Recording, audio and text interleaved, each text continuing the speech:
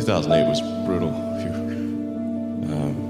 Yeah, 2008, we had the third consecutive failure of the Falcon 1 rocket for SpaceX. Tesla almost went bankrupt. We closed our financing round 6 p.m. Christmas Eve, 2008. We would have gone bankrupt 2 days after Christmas otherwise. And I got divorced. That was like rough, man. Women's contest, you know. SpaceX is alive by the skin of its teeth, so is Tesla. If things had just gone a little bit the other way, both companies would be dead. You know, when you put your blood, sweat, and tears into creating something, or building something, it's like a child.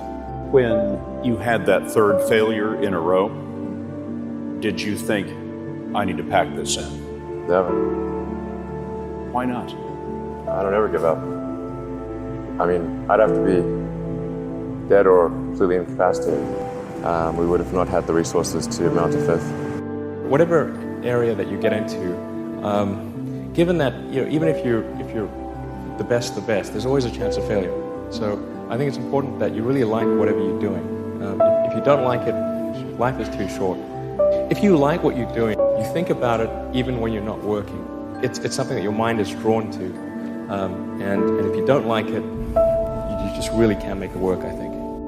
Being focused on something that you're confident will have high value to someone else, and just being really rigorous in making that assessment, because people tend to, a natural human tendency is wishful thinking.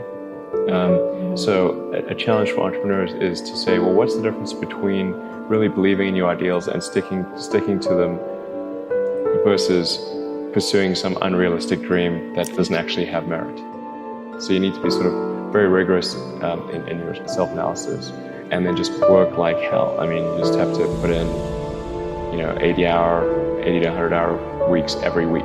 If other people are putting in 40-hour work weeks and you're putting in 100-hour work weeks, then even if you're doing the same thing, you will achieve in 4 months what it takes them a year to achieve.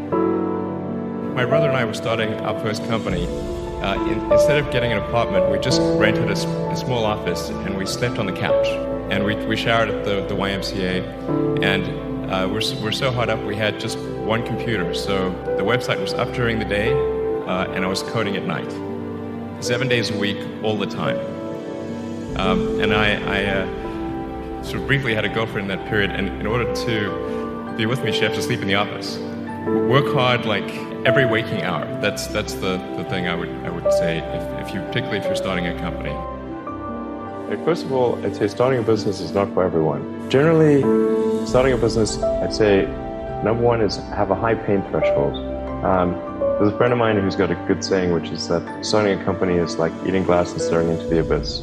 Okay, that's generally what happens. When you first start a company, there's lots of optimism, and things are great. And then, so happiness at first is high. Then you encounter all sorts of issues, and happiness will steadily decline. And then you'll go through a whole world of hurt. And then eventually, if you succeed, and in most cases you will not succeed, and Tesla almost didn't succeed, came very close to failure. Then if you succeed, then after a long time, you will finally get back to happiness. I think too is you've got to make sure that whatever you're doing is a great product or service. It has to be really great. If you're a new company, I mean, unless it's like some new industry or new market if it's an untapped market, the standard is lower for your product or service. But if you're entering anything where there's an existing marketplace against large entrenched competitors, then your product or service needs to be much better than that. It can't be a little bit better, because then you put yourself in the shoes of the consumer and they say, why would you buy it as a consumer? You're always going to buy the trusted brand unless there's a big difference. Number three, I'd say, is constantly seek criticism. A well thought out critique of whatever you're doing is as valuable as gold. And you should seek that from everyone you can, but particularly your friends. Usually your friends know what's wrong, but they don't want to tell you because they don't want to hurt you. It doesn't mean your friends are right, but very often they are right. And you at least want to listen very carefully to what they say. And to everyone. Basically, you should take the approach that you, the entrepreneur, are wrong. Your goal is to be less wrong. If you're creating a company or if you're joining a company, the most important thing is to attract great people. So either join a group that's amazing, that you really respect, or if you're building a company, you've got to gather great people. I mean, all a company is a group of people that have gathered together to create a product or service. And so depending upon how talented and hardworking that group is, and the degree to which they are focused cohesively in a good direction, that will determine the success of the company.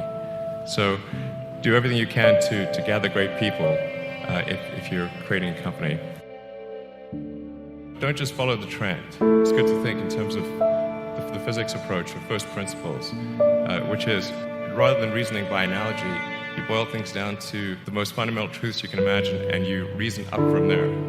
And this is a good way to figure out if something really makes sense, or if it's just what everybody else is doing. It's hard to think that way. You can't think that way about everything. It takes a lot of effort. But if you're trying to do something new, it's the best way to think.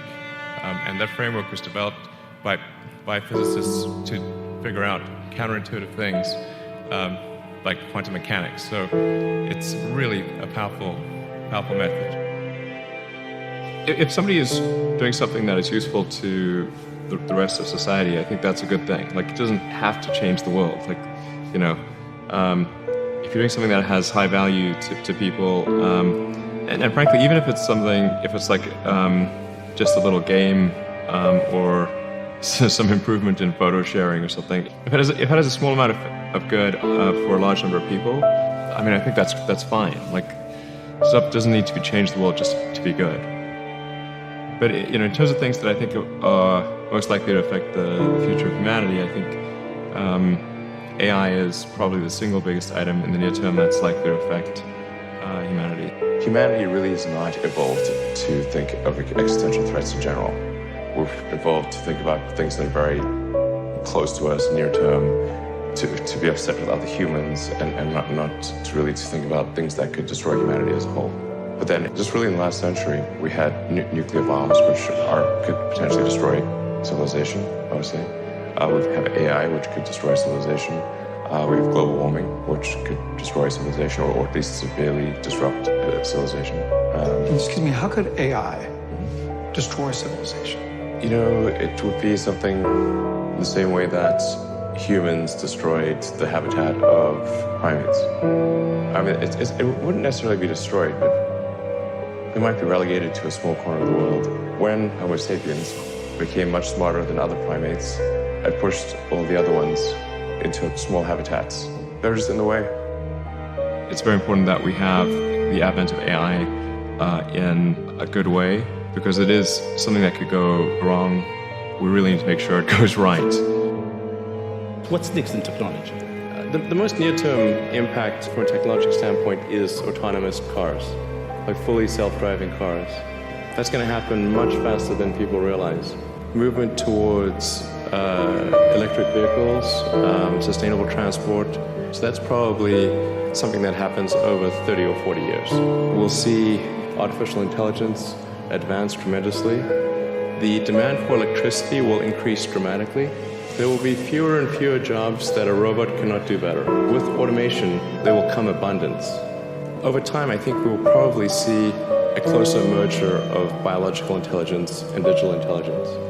I think we should try to take a set of actions that are most likely to make the future good for humanity. I'm pro-human. Being a multi-planet species and being out there among the stars is important for the long-term survival of humanity, and it creates a sense of adventure, and it makes people excited about the future. And if you consider two futures, one where we are forever confined to Earth until eventually something terrible happens, or another future where we are out there, Mars, and maybe beyond Mars, the moons of Jupiter, traveling frequently throughout the solar system. I think all of this is possible within 50 years. And I think that would be very exciting to do that.